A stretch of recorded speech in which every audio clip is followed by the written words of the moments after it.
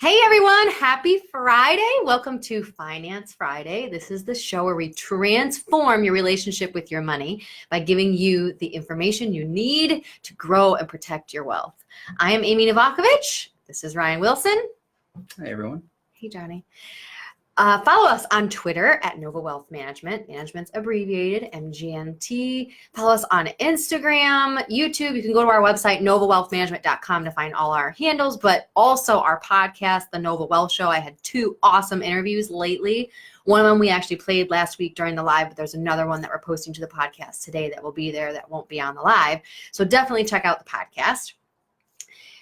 Ever try to manage your own finances? It's not easy. No. Let alone managing your own investments. This is why we have a job. Right. Actually. Yeah.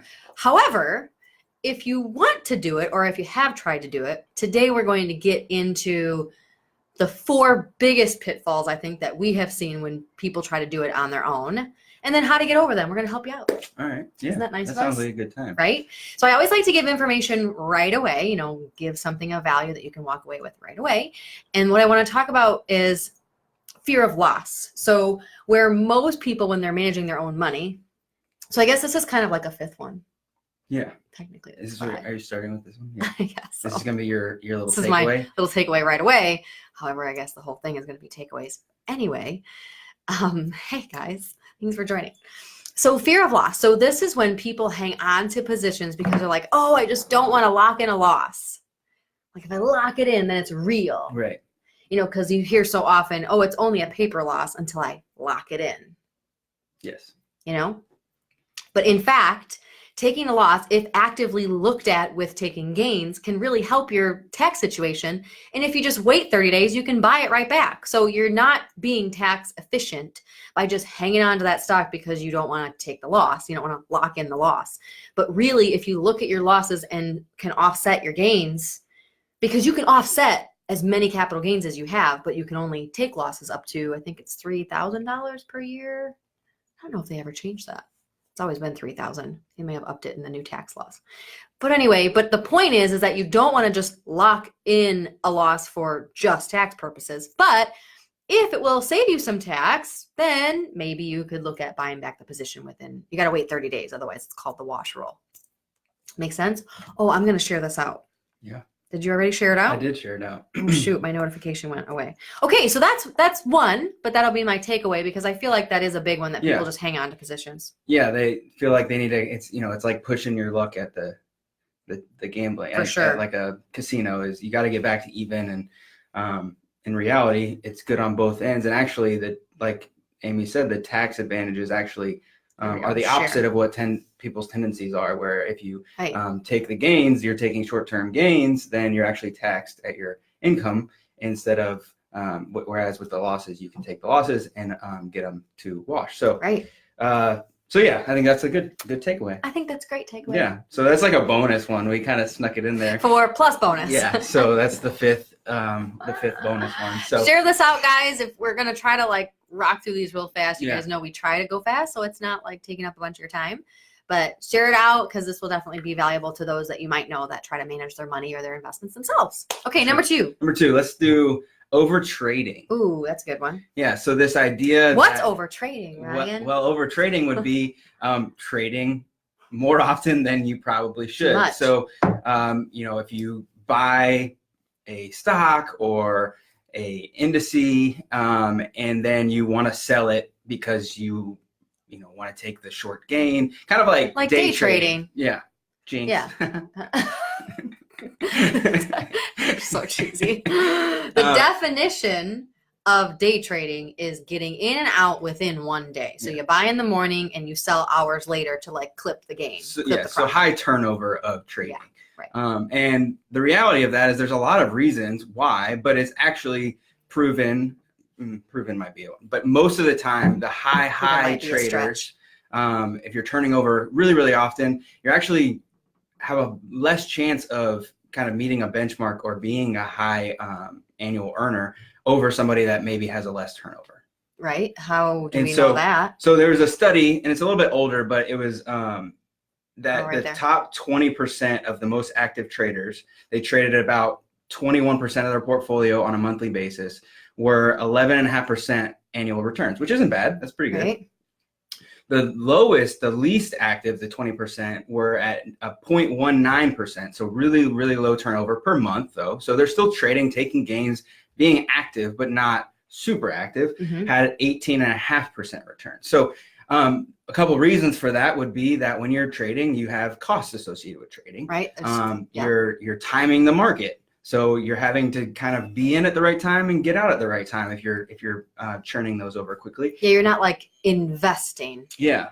You're trying to guess at which direction something is going to go, and if you're wrong, you lose. Yeah, and even professionals only have, I think the statistic is like somewhere around 52% of being right in getting in and getting out. So really it's like 25% of picking on both ends. Well, ours is greater than that. That's the average. Right, but we're not trading in and out on an active basis. Right, we're not choosing Yes. To go in because we think this is going to be really good and then we're going to get out. We're not day trading. We're not actively trading as far as at that level. Whereas we're trying, like I said, trying to time the market. I just noticed you have your Nova gear on. Yeah, I got my jacket on today.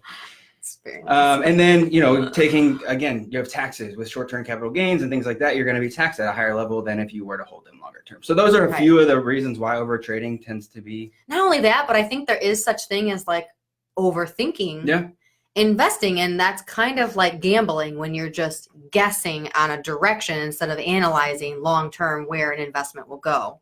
You're trying to overthink it by saying, oh, I think they're going to go up today because of this and this and this. And really so much more goes into the price movements, So I think sometimes it's overthinking. So what would you say is defined as overtrading? Because I think it's even less than just day trading. I think it's even if you trade 2 times a week, I think that's a lot. Yeah, I think if you're getting in and out of positions on a weekly basis. I mean, Warren Buffett says don't own a stock and for 10 minutes if you're not going to hold it if you're not planning to own it for 10 years. So that long-term investment strategy, now that's extreme. It's extreme, but it's the idea that long-term you should pick companies for long-term. Now, if something happens and earnings start to fall and you take realistic looks at a company and you're like, all right, it's time to get out of that company. CEO steps down, like big events, a lawsuit against the company or whatever.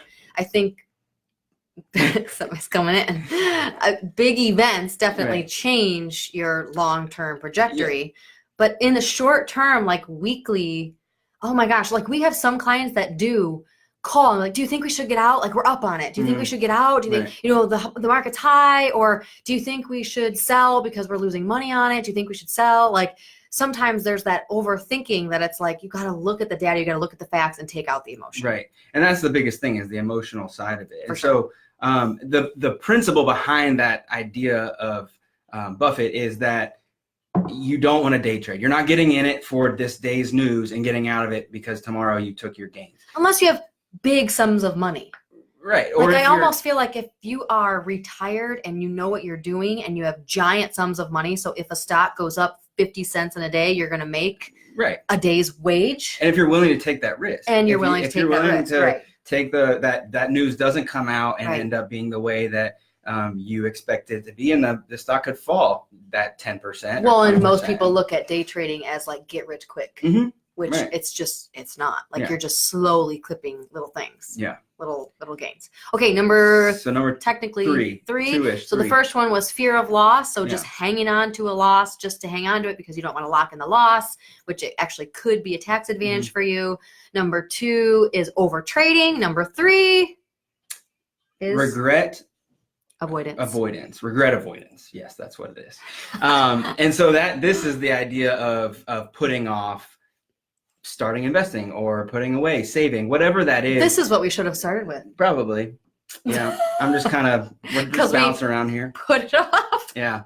But kind of the buyer's remorse or having something better, or like second thoughts.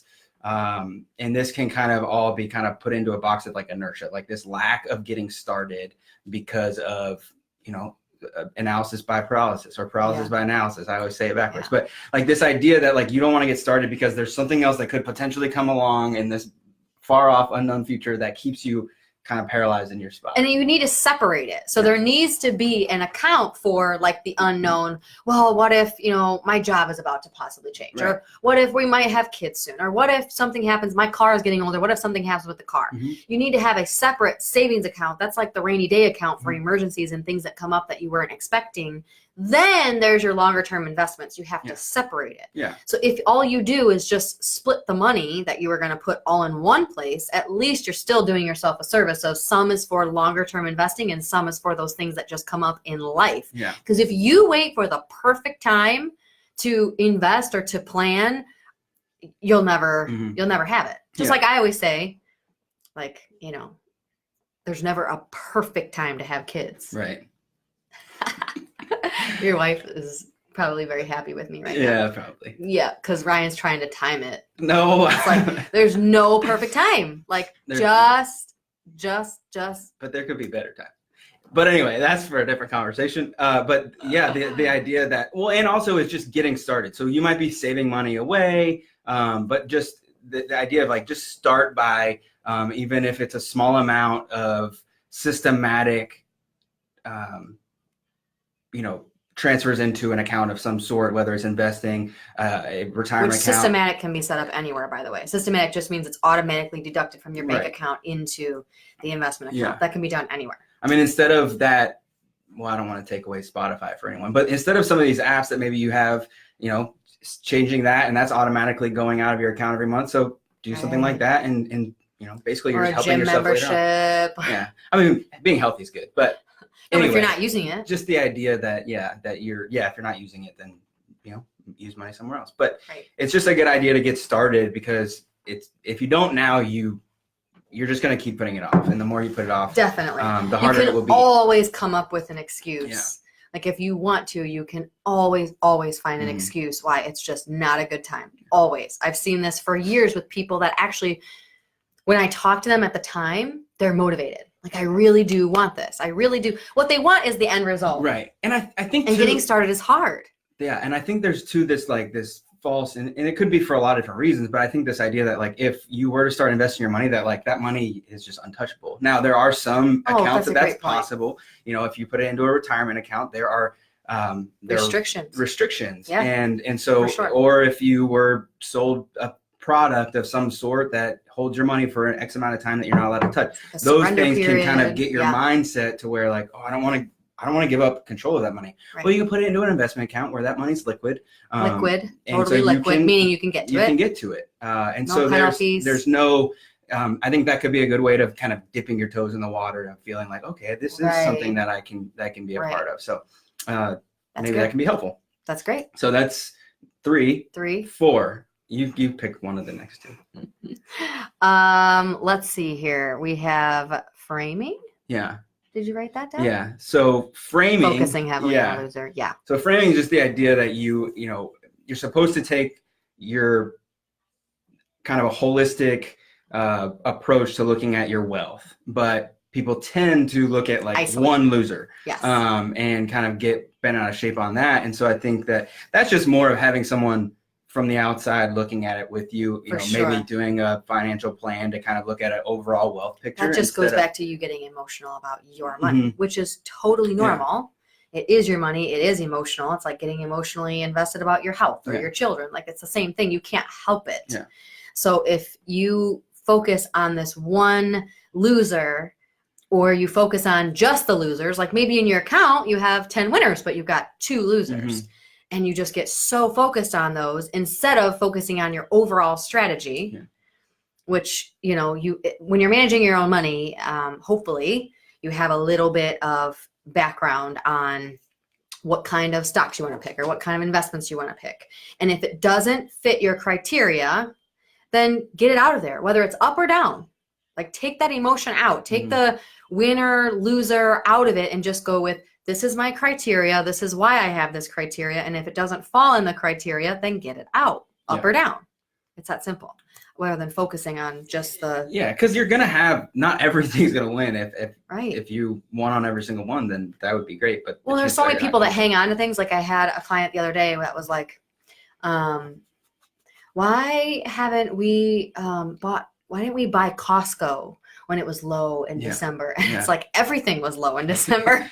Like, couldn't buy them all. yeah. I mean, and they think just Costco because I'm there all the time. Right. Like it's a personal attachment Yeah. instead of looking at the data and saying, well, everything was hit in December. Everything has pretty much, well, I shouldn't say everything, but a lot has went up since then too. Yeah. So you have to look at which opportunities have the best opportunities and what your goals are, you know, and historically Costco has been a very safe stock. Yeah. You know. Well, and that is, you know, the kind of buying what you know is a kind of a more of a behavioral aspect, which it can be good. You know, the idea of if you're seeing people are Apple everywhere, then people, you know, if Apple's doing well and you're seeing everyone buy Apple, then Apple's probably for sure doing pretty well. Yeah. You know, those types of things where, but it can also, you can fall into the trap of just being like, oh, well, I go to Costco all the time, so I should own Costco. Yeah. For sure. So, but yeah, not getting focused on the loser and kind of looking at it overall. Whether you're managing your own money or even if you have an advisor, very true. It's important to not just focus on that one loser if you have someone that's helping you manage your money. Yes, that is right. Yeah. Okay, so review. So fear of loss, so not taking a loss just because you don't want to lock in the loss. We have overtrading, just trading too much, overthinking it, not having a strategy, just really trading when you feel it is right. Regret avoidance. I'll save later. Oh yeah. Not starting right away, doing kind of halfway in, halfway out. That's not going to be successful. You really have to get started. You really have to sit down and have a plan. You know, the sooner the better, because you can't get back more time. You can't buy more time. You can't get it. And then framing, really focusing in only on the losers or only on one company that you just thought should do well and it just isn't, really focusing on an overall strategy instead of just individual positions that might be up or down and it's just not making sense to you. And then the final one is managing diversification. Why don't you go ahead and explain so the idea behind this one is just that a kind of novice investor might just take, if there's an option for say there's 10 different options, whether it's bonds, stocks, 10 different growth, 10 different types of investments, that you'll just take your, say $100,000 and put $10,000 into each one and call that diversification. Right. Which, yes, it is, but that's technically it's like first level. Yeah, but it's not taking into account of like the risk reward of each of those different vehicles, so to speak. Yeah, the point of diversification is so that you don't have everything moving in the same direction. Right. So you could diversify yourself, for instance, between large stocks and mid-sized stocks and international stocks. And you say to yourself, well, I'm diversified. You're diversified from like one company defaulting, but you're not diversified outside of stocks. They're all going to move together. Those three things, 95 or 96% of the time, I'm going to guess, are going to move in the general same direction at the same time. So your diversification is only first level. What you want is you want to take it to second level diversification, which means you want some things that when stocks are tanking, that they do well. Like for instance, gold doesn't correlate with stocks. You don't want everything in gold by any means. Didn't do anything the last 12 years except for the last 6 months. Right. But it doesn't correlate with stocks, which is a good thing when the market completely crashes. Or treasury bonds don't correlate with the market. Floating rate bonds. So you have all these different types of asset classes that you do your research that don't move together at the same time because you're truly diversified. Right. It's not just about, oh, I don't want all my eggs in one basket. Oh, I'm good. Well, because I don't have all my eggs in one basket. Yeah, and I think the key to this is knowing kind of your risk profile. Yeah. Because if you were to just go and equally spread everything out, you're not taking into account, like I said, the risk reward. You don't know how much risk you're taking or how much reward you're able to get. And if you are young and really want growth, then doing that kind of example is probably not the best for you. And how a financial advisor should combat that is they should have a way to evaluate your risk. Right. So like we have a software, it's actually on our website. If you guys want to take the risk questionnaire, you can go to our website. It's free. Scroll to the bottom, like it's on the front page, but scroll all the way to the bottom and take the risk assessment. And it kind of judges your psychology of how much volatility you can handle. Right. And so that's your risk profile, is how much can I really handle, not only psychologically and emotionally, but just according to your financial situation. You can put an amount in there. So if you say, I have $50,000 that I can invest, and this is how much of that money I'm willing to, fluctuate, where I'm in the next 6 months, I'm willing to maybe lose 5 to 10%, but I'm willing to gain 15%. But like maybe you're putting away money because eventually you're going to want a house. Right. So then your time frame is not 20 years. Your time frame is like 2 to 3 years. Mm-hmm. So that type of person, even if you're the most aggressive person, you can stomach a lot of fluctuation, you might not want to go too super risky, right? Because that money is tagged for something in the short term. Mm-hmm. So you want to make sure that you have your time horizon kind of set out. Time horizon meaning, how long will you be investing? You want to take your experience with investing into account. If you've only been investing in the last 3 months, you're not experienced. You've only felt a very little pullback in May. And so you haven't been through a huge swing. You want to take that into account. You want to take into account how much money you have beyond this account. So if this is all the money you have, you might not want to get too crazy aggressive, because if an emergency happens, you're going to tap into it. Yeah, that liquidity. And if the market's down, when you go to tap into it and you're in more aggressive stuff, you're going to lock in a loss. Right? Which is what we talked about. Right. Which sometimes you don't want to do it. Sometimes you want to do it. And sometimes you have to sometimes you have to. And, all this is good to have a second opinion. Very true. Yeah. But like a financial advisor, I'm trying to look at some of these to see what else a financial advisor can do. So like the overtrading, obviously a financial advisor, if they're not on commission, so that's a whole nother live. But there's flat percentage fee advisors and there's commission advisors. Commission advisors get paid per trade. Flat fee advisors do not get paid per trade. So that can combat the overtrading on financial advisors. Yeah, I think with fear of loss, something that I thought about was, setting, true limits on, hey, we're gonna trim gains. We're gonna take some gains at this level, and we're gonna get out of it at this level. And at the downside, if it's down 10%, 15%, all right, we're going to cut our losses and we're going to move to something else, because no matter what, dead money. Yeah. And kind of taking the emotion out of it. And so that's something that, sometimes it'll be right. Sometimes it'll be wrong. Yeah. But the point is you're not making an emotional decision, which more often than not is wrong. Yeah. But just a systematic approach where you're taking the emotion out of it. You're looking at it and saying, hey, this is when we're going to get out. And this is when we're going to get out on both sides. And then you don't have to worry about, hey, well, I want to get back to even, where they could never, there's a chance that it never gets back to even. Right. And that's where an advisor can help on the whole framing issue too, when you just focus on losses. Let's just set a limit. Let's set a flat limit, or I can give you the story of all the data that shows that they're just in a time when they're down right now, and it should be long-term, should be fine. I can give you that data versus doing it on your own. Sometimes it's hard to get access to that kind of research. True. Other than that, I think that's good. Yeah. So we talk about fear of loss, overtrading, regret, just not starting sooner. That's where an advisor could also help you. If you hire somebody, they can hold you accountable. It's just like anything. I mean, like working out, dieting, I don't know, self-help. I don't know. Anything that's hard and uncomfortable, it's important to have. It's good to have somebody to kind of get you started, because once you get it and you're used to it, then, it kind of snowballs. Right. Yeah. So that helps there. Framing, and then obviously managing that diversification, the 2 levels that we talked about, which is another good one. I feel like we should have started with all of them, but they're all good. Yeah. So I just hope you watch this in full and you share it out. Yeah. All right, guys, have an awesome weekend. If you have questions, reach out to us on novawealthmanagement.com, and we are happy to respond and get back to you. Thanks, guys. Have a great weekend. Have a great weekend.